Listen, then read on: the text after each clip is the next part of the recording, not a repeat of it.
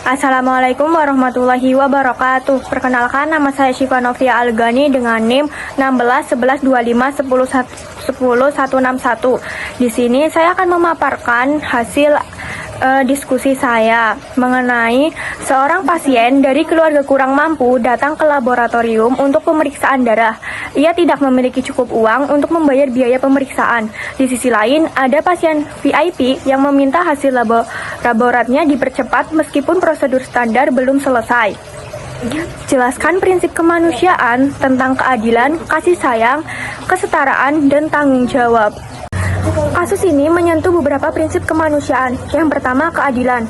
Prinsip ini menuntut perlakuan yang sama bagi semua pasien, terlepas dari status sosial atau kemampuan finansial. Tidak boleh ada diskriminasi dalam pelayanan laboratorium. Yang kedua, ada kasih sayang. Prinsip ini mendorong simpati dan belas kasih, khususnya terhadap yang lemah dan membutuhkan. Sikap ini menuntut analis untuk mencari solusi bagi pasien kurang mampu, bukan sekadar menolaknya.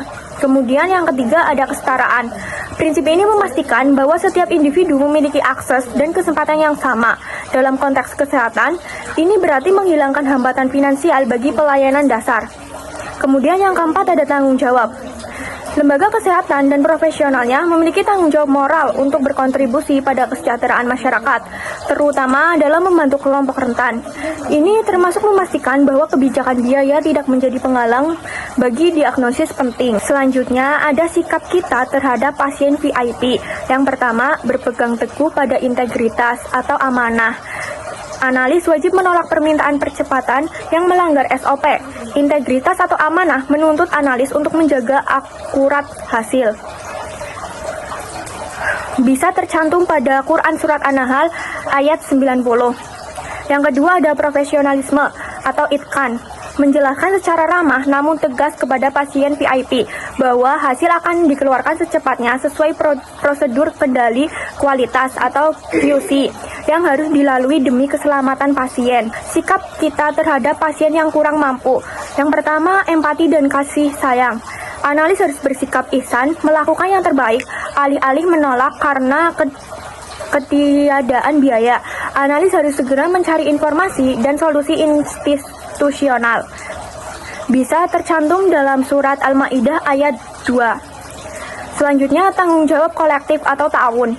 Analis harus berkoordinasi dengan bagian terkait untuk memanfaatkan dana bantuan demi pasien kurang mampu. Kemudian, bagaimana sih kaitannya dengan kode 4, 5, 10, dan juga 16? Jadi, kode 4 atau pendidikan bermutu, analis harus menerapkan ilmu dan etika yang dipelajari untuk mengambil keputusan yang benar dan adil.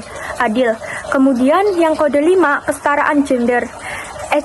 SDG 5 adalah payung untuk kesetaraan secara umum yang diperluas kesetaraan akses layanan kesehatan bagi semua individu tanpa memandang latar belakang sosial ekonomi.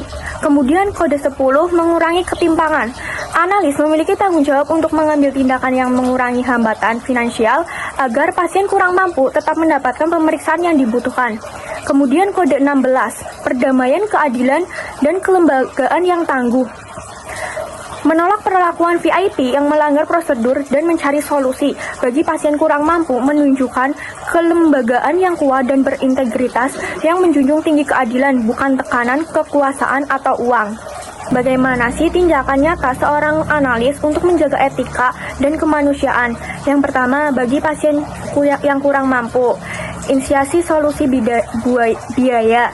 Segera berkomunikasi dengan manajer laboratorium atau bagian keuangan untuk meminta dispensasi, penundaan pembayaran, atau keringanan. Yang kedua, untuk pasien VIP, edukasi profesional dengan ramah namun tegas. Jelaskan kepada pasien VIP bahwa standar internasional prosedur atau SOP dan kontrol kualitas tidak memungkinkan percepatan yang berlebihan. Tekankan bahwa hasil yang akurat adalah prioritas tertinggi untuk keselamatan semua pasien.